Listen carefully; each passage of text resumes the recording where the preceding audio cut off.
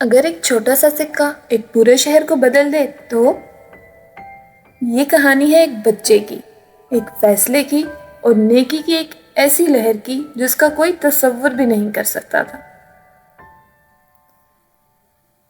چھوٹے سے پرامن شہر ویلو بینڈ میں 10 سالہ لینا اسکول سے گھر کی طرف خوشی خوشی جا رہی تھی۔ جب وہ بیکری کے سامنے سے گزری تو زمین پر کچھ چمکتا ہوا نظر آیا۔ ایک چاندی کا پرانا سکہ تنہا فٹ پاتھ پر پڑا ہوا۔ لینا نے سکہ اٹھایا اور مسکرا دی۔ شاید میں اس سے ٹافی خرید لوں، اس نے آہستہ سے کہا، مگر تبھی اس کی نظر ایک طرف پڑی۔ ایک بوڑھا شخص بیکری کی سیڑھیوں پر بیٹھا تھا۔ اس کے چہرے پر شفقت تھی مگر ہاتھ کانپ رہے تھے۔ اس کے سامنے رکھے کپ میں بمشکل چند سکے تھے۔ لینا رکی، اس نے سکہ مٹھی میں دبایا۔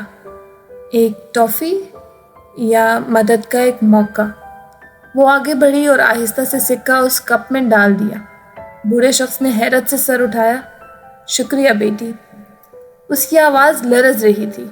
تم نے مجھے صرف ایک سکہ نہیں دیا، تم نے مجھے امید دی ہے۔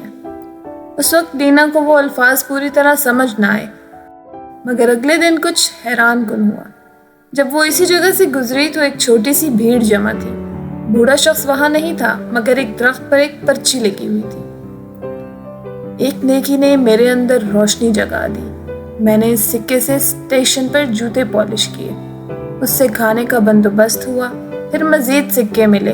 اب میں ایک شیلٹر میں ہوں جو دوسرے بے گھر افراد کی مدد کرتا ہے۔ یہ سب ایک چھوٹی بچی کی مہربانی کی بدولت ہے۔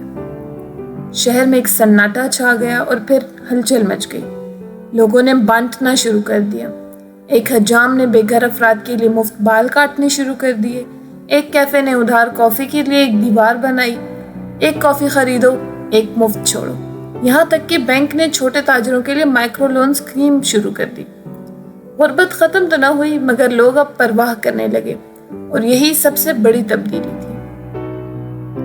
لینا کا سکہ ہر مسئلے کا حل تو نہ تھا، مگر اس نے ایک چنگاری ضرور پیدا کی، ایک احساس، ایک پیغام کہ ہر نیکی کی اہمیت ہوتی ہے، چاہے وہ کتنی ہی چھوٹی کیوں نہ ہو۔